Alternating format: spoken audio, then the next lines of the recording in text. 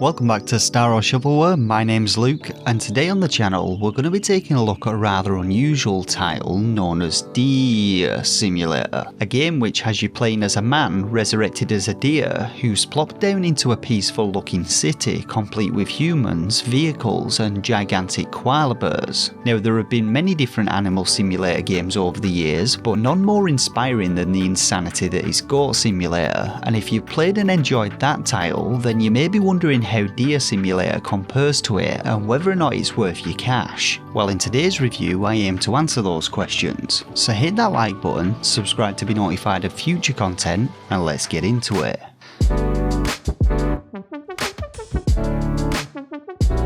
So story-wise, while the original Goat Simulator basically just dropped you into a sandbox town and let you loose without any kind of narrative, Deeeer Simulator does in fact have some story elements and an actual ending to the game. When you first begin you'll get to design your very own human, and there's a decent amount of depth to the character creation tool, which allowed me to make this sandal-toting pantless Jesus looking dude, but unfortunately you'll only actually get to see your character in action for about 10 seconds, as while heroically attempting to save a deer from being flattened, they inadvertently get flattened themselves. Now following this you're then reborn as a deer with some very unusual abilities, but from here on out the story just kind of disappears until right up to the very end of the game, and while I will say that it acts as a fitting conclusion to everything you've had to do to get there, I do feel like the developers could have built on the story a bit more leading up to this point, which would have made it feel a little more planned and less like an afterthought. Now I will say that the lack of a storyline really isn't that much of an issue though, especially considering that the gameplay is mainly focused around exploring, playing minigames and destroying shit, though if the devs do look at making more expansions beyond the single DLC pack that's currently out for the game, it would be good to see the story continue and future content have more of a focus on it.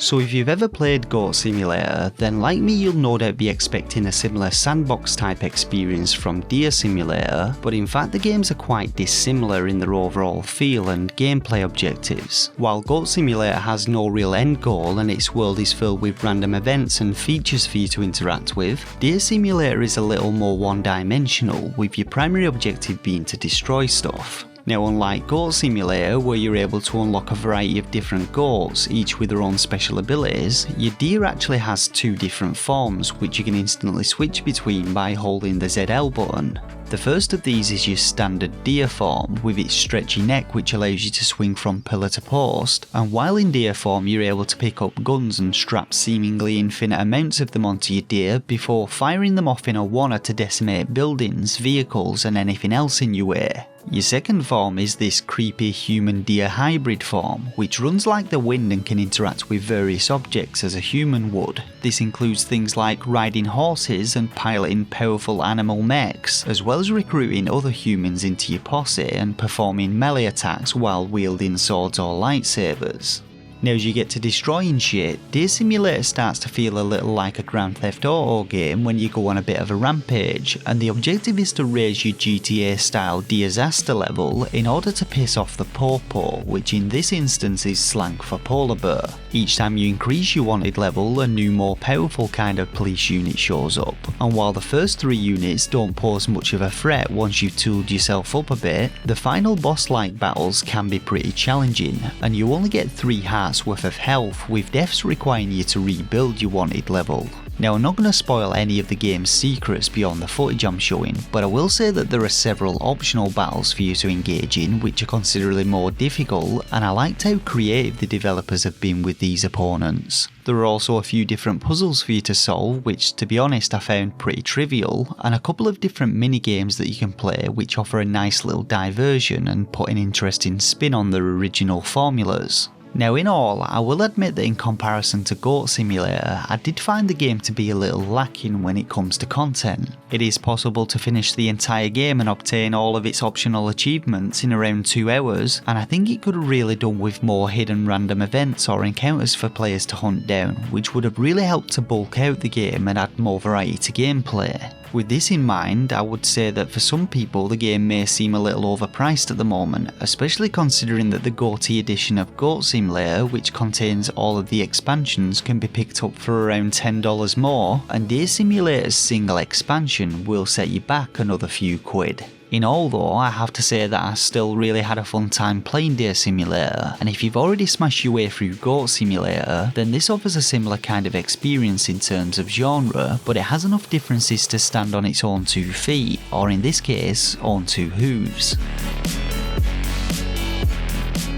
So visually, while Goat Simulator goes for a bit more of a realistic approach to its environments and characters, Deeeer Simulator has gone very cartoonish with a kind of low poly vibe to its visuals. I personally thought this was pretty effective, and it really helps add to the overall ludicrousy of the game's tone, especially with some of the enemies that you encounter and many of the different environmental features. When it comes to the audio side of things, the game sounds pretty good, and while the sound effects are pretty standard, they still manage to add to the comical vibes of the game. The soundtrack in Deeeer Simulator is also pretty decent, with some nice electronica tracks as well as a few iconic classical pieces, though I will say that I found it a little odd that outside of battles the game is silent, unless of course you've got a jukebox strapped to your deer.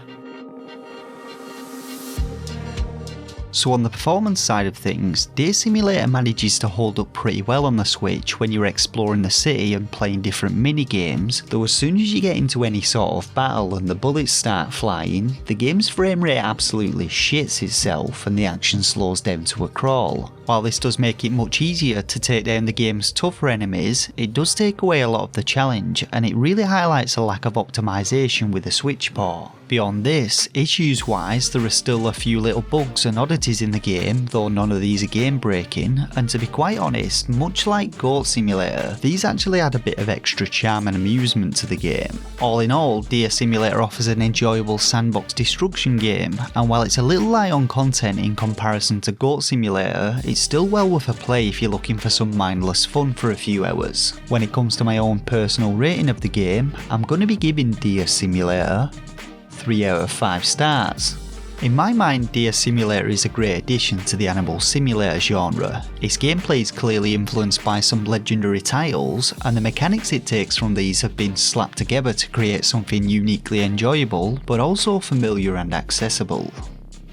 And that about does it for this review of Deeeer Simulator on the Nintendo Switch. Don't forget to hit that like button if it helped you out, let me know your thoughts and opinions on the game and this review in the comments section below, and if you regularly watch my content and enjoy it, then consider subscribing to the channel. For now though, I just want to thank you all once again for watching, and until next time, take care of yourselves and game on.